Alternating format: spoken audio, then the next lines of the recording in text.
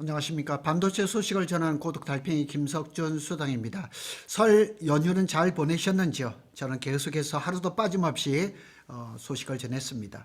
오늘 소식은 삼성전자 이야기인데요. 올해 삼성전자가 HBM이 점유율이 보통은 30%를 얘기를 하는데 40% 얘기하는 데가 있습니다.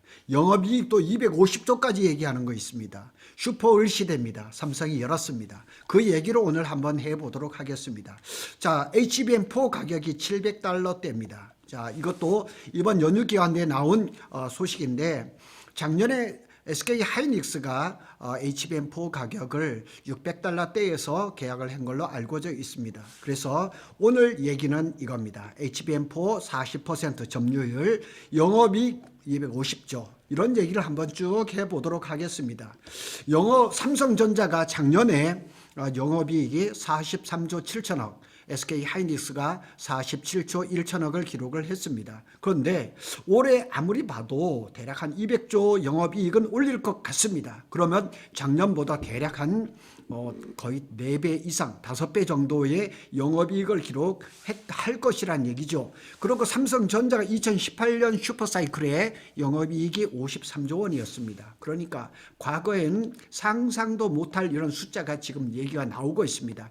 HBM4는 $700, 그 다음에 D램 가격은 두 자릿수로 폭등하고, 근데 삼성은 이제 을이 아닙니다.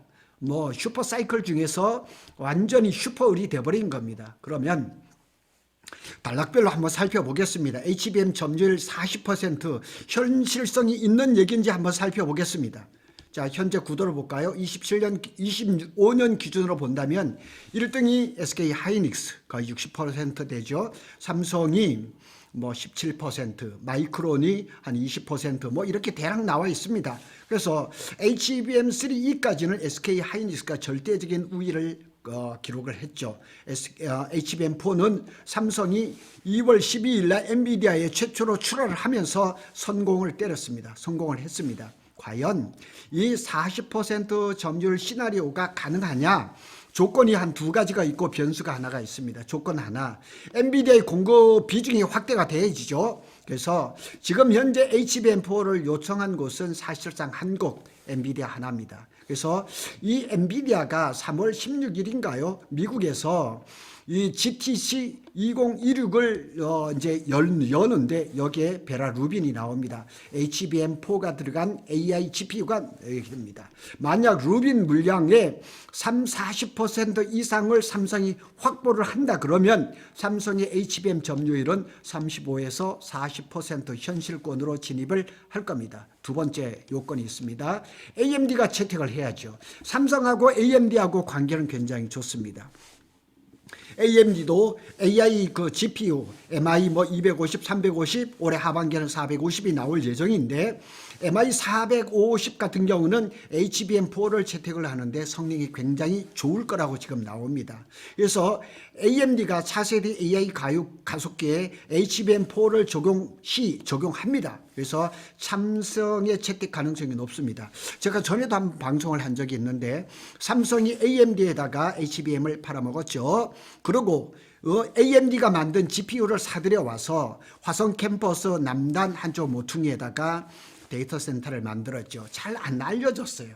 그런데 이 AMD가 하반기에 나올 MI 450 GPU에 삼성을 채택을 한다 그러면 40% 점유율 근접이 가능할 겁니다. 그리고 한 가지 변수가 있습니다. 구글이라든가 브로드컴이라든가 그 다음에 마이크로소프트, 테슬라 이런 것들은 여전히 HBM3E 중심입니다. 올해 중심은 여전히 그냥 HBM3E입니다. 그러나 HBM4의 시장이 하반기로 가면 갈수록 시장이 점점 더 커질 겁니다.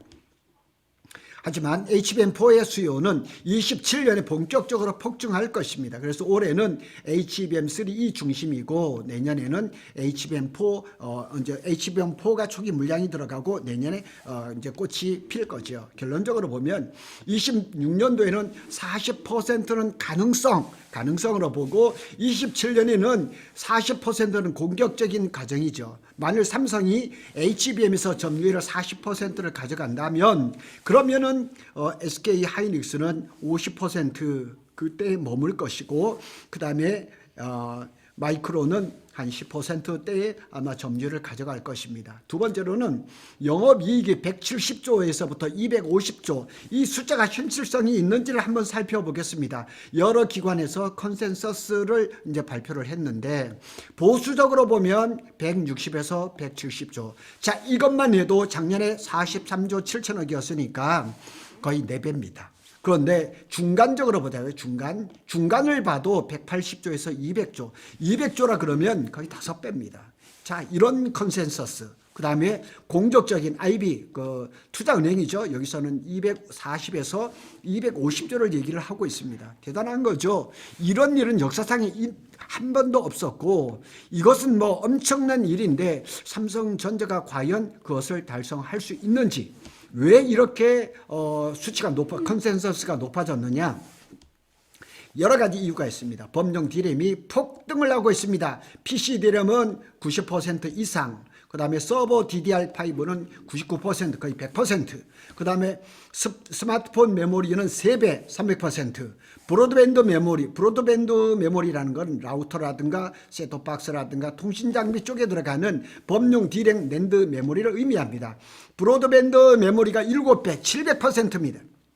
이건 단순한 업황 반등이 아니라 공급 부족의 구조적인 전환입니다. 그래서 구조적인 공급 부족이 여기서 일어나는 거죠. 두 번째로는 HBM4의 ASP 판가라 그러죠. 한 장당 가격 약 $700. 그러니까 SK 하이닉스가 작년 하반기에 엔비디아하고 계약했을 때 $600대를 얘기를 했는데 제가 그런 얘기를 한 적이 있어요. 삼성이 늦게 계약을 하니까 더 유리하지 않을까 했는데 유리합니다. 그래서 HBM3E 대비해서 20에서 30%가 상승을 했습니다. 마진이 극대화되는 구간에 진입을 했다는 얘기죠. 자, 이 그래프는 제가 한번 전에 몇 번을 보여드린 적이 있어요.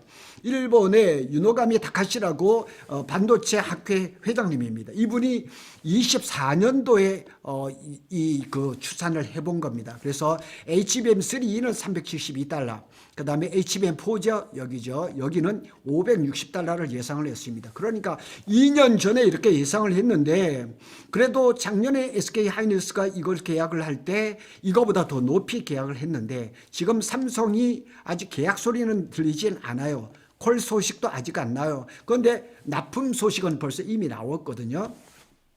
$700 얘기가 나오는 겁니다. 그러면 SK 하이닉스보다도 단가는 더 세게 받았다는 얘기죠. 세 번째로는 삼성의 전략적 포지션이 변화가 된 거예요. 그래서 과거에는 을이었습니다.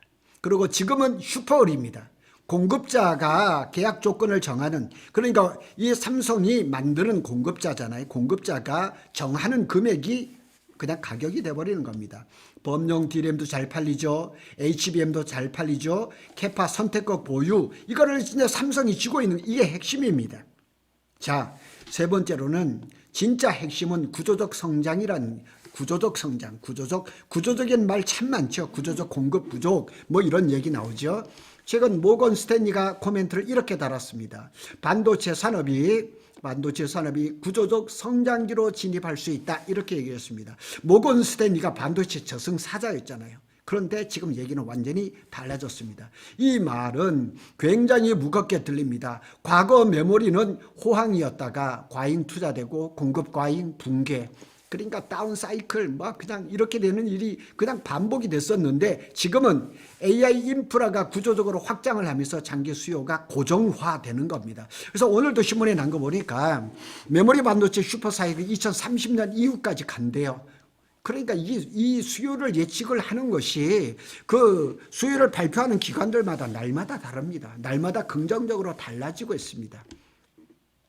AI 인공지능 진화가 구조적으로 달라집니다.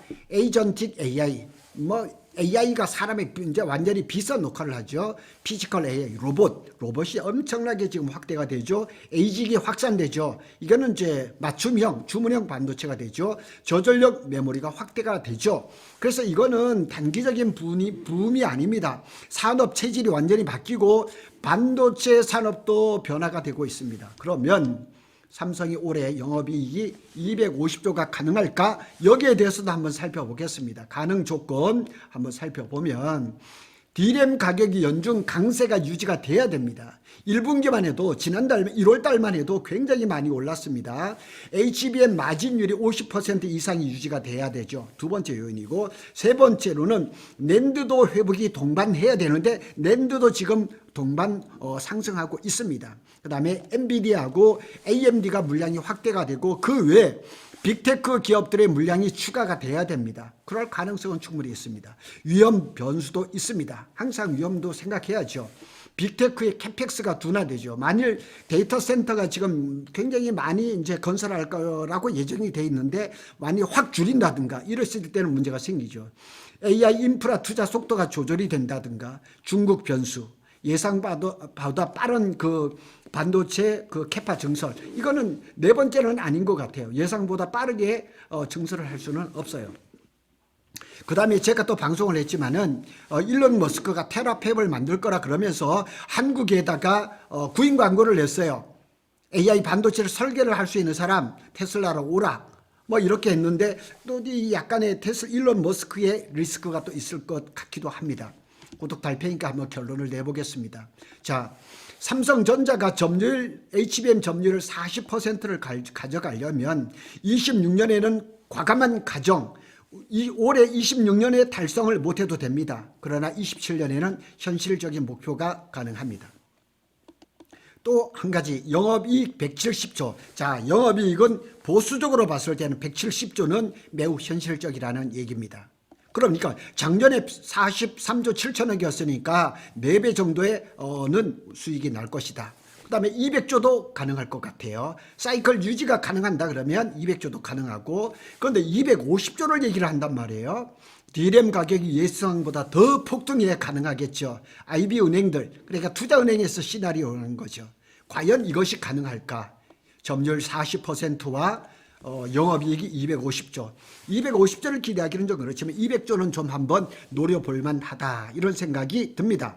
고독 달팽이 스타일로 정리를 하면, 자, 이 말이 중요합니다. 삼성이 이기는 싸움은 기술이 아니라 가격 결정권을 쥐고 있는 겁니다. 그래서 법령 디램이 부족하다, 가격을 분기마다, 아니죠, 매월마다 아무거나 계속 가격을 올리는 거예요. 가격을 올려도 수요처는 어쩔 수 없어요. 그냥 가져갈 수밖에 없는 가격 결정권, 이것을 삼성이 쥐고 있다는 얘기죠. 지금은 HBM을 많이 파느냐가 아니라 어디에 캐파를 배치하느냐, HBM의 캐파를 많이 할수록 법령 디램은 점점점 줄어듭니다. 생산량이. 그걸 적절하게 잘하는 거죠. 수익을 결정하는 국면이 되는 거죠.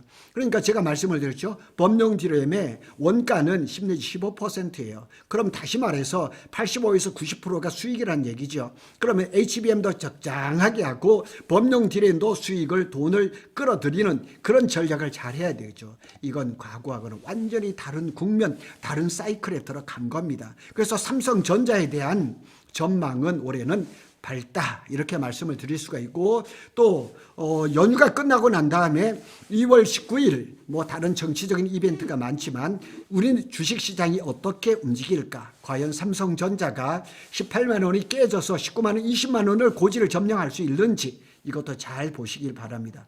제 유튜브를 보시는 분들이 주식을 하고 계신 분들이 많은데 이런 흐름들 잘 보시면 올해는 이 반도체 쪽에 투자를 해도 별로 실패할 확률은 없다, 이렇게 볼 수가 있겠습니다. 고독 달팽이는 삼성전자와 SK 하이닉스의 반도체 소식을 빠르게 전해드리고 있습니다. 감사합니다.